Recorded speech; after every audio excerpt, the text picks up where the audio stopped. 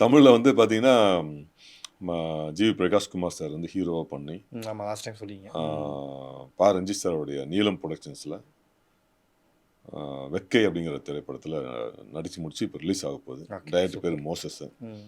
தமிழ்ல வந்து நம்ம நெறைய வில்லன் கூட, ஹீரோ கூட வர்ற மாரி நெறைய பண்ணியிருந்தாலும், ஒரு இண்டிவிஜுவலா ஒரு நல்ல ஒரு கேரக்டர் இப்போ பண்ணியிருக்கேன் அப்படின்னா, வெக்கை. ஒரு 5, 6 சீன் 7 சீன் வந்தாலும், ஒரு முக்கியமான ஒரு கதாபாத்திரத்தில பண்ணியிருக்கீங்க. தமிழ்லயும் இப்போ முக்கிய கதாபாத்திரத்தில நடிக்க ஆரம்பிச்சிருக்கேன். இயக்குனர்கள் நம்ம மேல நம்பிக்கை வச்சு நம்பிக்கை வருது. குடுக்க ஆரம்பிச்சிருக்காங்க. இப்போ நம்ம மத்த லாங்குவேஜ்ல பண்ணும்போது பார்க்குறாங்க நம்ம நடிகர்கள், நம்ம இயக்குனர்களும்.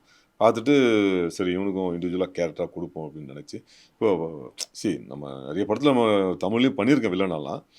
முக்கிய வில்லனாலாம். பட் பெரிய ஆர்டிஸ்ட் பண்ற படத்துல நான் பண்ணதில்ல. அதனால நெறைய பேருக்கு தெரியல. ம், ம், ம். ஒரு புதுமுகம், புது ஹீரோ அப்படி நடிக்கும்போது நம்ம என்ன பண்ணாலும் படம் ஓனா தான் தெரியும். மக்களுக்கு ரெஜிஸ்டர் ஆகாது. வேஸ்ட் ஆகாது.